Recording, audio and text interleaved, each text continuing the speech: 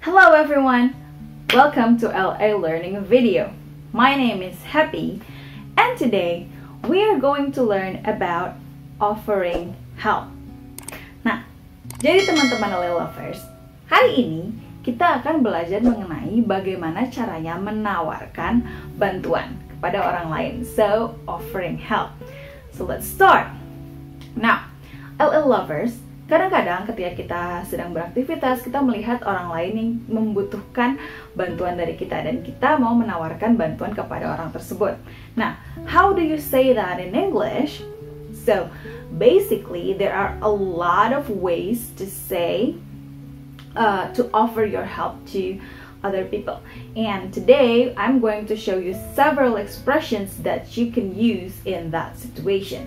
Okay, let's start with the basic ones. Jadi kita akan mulai dengan yang paling umum atau yang paling dasar. The first one is, may I help you? May I help you? One more time, may I help you? That, which basically means ada yang bisa saya bantu, like that. So, another one is, that is similar to that is, would you like me to help you? Would you like me to help you? One more time. Would you like me to help you? Like that. So it basically also means ada yang bisa saya bantu. So these two expressions, they are similar. They mean the same thing. Artinya adalah sama. Ada yang bisa saya bantu? Like that. And you can say that in every situation. So if you see someone, for example, you see your friend carrying a lot of books. Misalnya teman-teman melihat ada teman kalian yang bawa banyak buku yang kira-kira berat, you can say, oh, may I help you? Or you can also say, would you like me to help you? Like that. Now, LA Lovers, teman-teman juga bisa menambahkan sedikit kata-kata pada dua ekspresi tadi untuk menunjukkan lebih, untuk membuat kalimat teman-teman lebih spesifik. For example, you can say, for example, if you see your friends carrying a lot of books, you can say, may I help you with those? Bolehkah saya bantu Anda membawa hal-hal tersebut, like that. So it's basically, may I help you with those books? May I help you with those books? Or would you like me to help you with those books? Like that. So if you're offering help with a more specific, if you want to offer help with a more specific sentence, jadi kalau teman-teman mau menawarkan bantuan menggunakan kalimat yang lebih spesifik, teman-teman bisa menambahkan with blah blah blah di belakang dua ekspresi tadi, yaitu may I help you or would you like me to help you. Another example is, for example, your friend has a very difficult homework. Jadi misalnya teman-teman kalian memiliki PR yang sangat susah dan teman-teman mau menawarkan bantuan berhubungan dengan PR tersebut. So, teman-teman bisa bilang, may I help you with your homework? Or, would you like me to help you with your homework? Like that. So, very good. So, those two are the most basic questions that you can use in any situation, right? Now let's move on to the next expressions. Nah, expression ini kuncinya sedikit lebih pendek dibanding yang kedua. So you basically just say, shall I, blah blah blah, diikuti dengan verb pertama. So again, shall I, blah blah blah. For example, shall I carry those books for you? Haruskah saya bawakan buku-buku itu untuk Anda? So like I said, if you see your friends carrying a really large number of books that it looks really heavy, yang kelihatannya berat sekali dan teman-teman mau bantu, you can say, shall I carry those books for you? Like that. So shall I diikuti dengan phrase yang menggunakan verb bentuk pertama, atau verb satu, right? So you can say, shall I carry those books for you, like that. Another form of that sentence can be, should I, blah blah blah.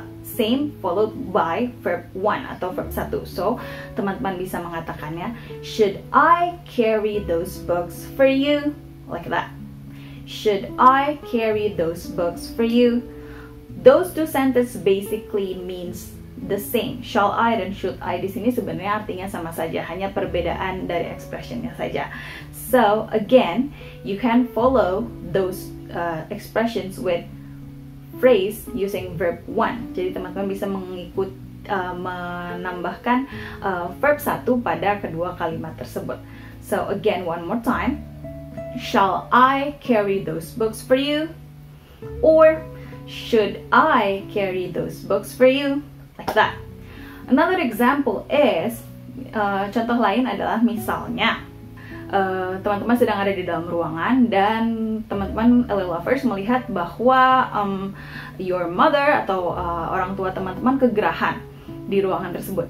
So, teman-teman bisa menawarkan bantuan untuk menyalakan air conditioner, for example. So, you can say, shall I turn on the air conditioner?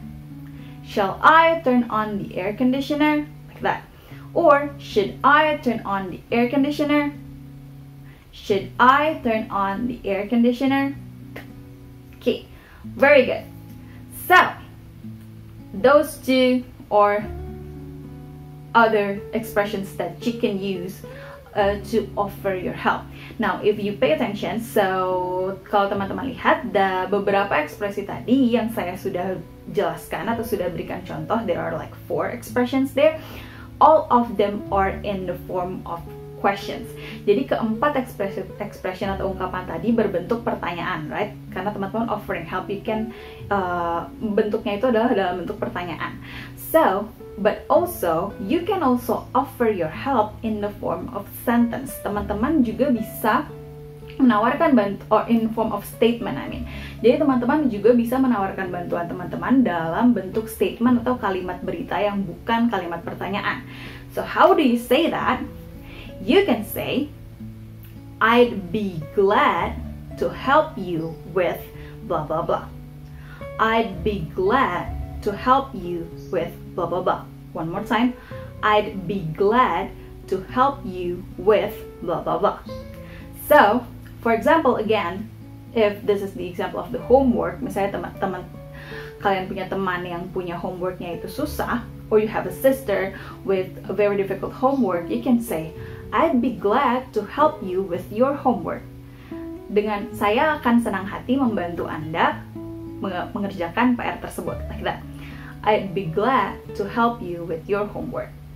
Another way to say it is, I'd be happy to assist you with blah blah blah. I'd be happy to assist you with blah blah blah. So, again, if we're using the homework example, I'd be happy to assist you with your homework. I'd be happy to assist you with your homework. One more time, I'd be happy to assist you with your homework. Which basically means, sama aja sih artinya. Dengan senang hati saya akan membantu Anda mengerjakan PR tersebut. Like that. So, those two are the statements that you can use. And those two you can use in any situation, whether it's a casual situation or a formal situation. Now, there's another expressions that you can use, but this is more of a casual expressions.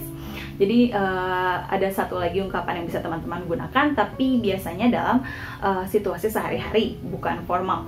So you can say, I could blah blah blah if you like. I could blah blah blah if you like. So for example, I could help you with your homework if you like. I could help you with your homework if you like. Or we can even switch the sentence. Kita bisa balik kalimatnya menjadi, if you like, I could help you with your homework. If you like, I could help you with your homework. Those two sentences basically means the same. Kalau Anda mau, saya bisa bantu Anda mengerjakan PR Anda. Like that. So, again, I could blah blah blah if you like. Or you switch it up. If you like, I could blah blah blah. Like that. So, those expressions that I told you before, or 7 expressions I believe, you can use that to offer your help to other people. Jadi sekarang teman-teman sudah punya 7 expressions that LA lovers can use to offer your help to people. Jadi yang bisa teman-teman gunakan untuk menawarkan bantuan kepada orang lain. So now, some conversation example. So, let's start with a more formal example, okay? So, oh, I should copy this document, but I have a meeting in 5 minutes. Oh, shall I copy those documents for you? Okay, very good. So those conversation is between 2 workers. The first worker, pekerja yang pertama atau karyawan pertama menyatakan bahwa dia harus memfotokopi sejumlah dokumen, tapi dia ada meeting, ada rapat dalam 5 menit, so he can't do that. Dan kemudian speaker yang kedua menawarkan bantuan untuk copy those documents for him. Okay, let's listen to the conversation one more time. I have to copy this document, but I have a meeting in 5 minutes. Oh, shall I copy those documents for you? Oh, that will really help. Thank you. Like that. Now, very good, LA lovers. So that is the first example that is in more formal situation, right? Itu adalah salah satu contoh dalam bentuk yang lebih dalam situasi yang cukup formal. Now, let's take a look at an example in a more casual situation. Kita akan melihat contoh dalam situasi yang lebih casual. This is a conversation between 2 students. The test is tomorrow, but I still can't understand half of the material. If you like, I could teach you.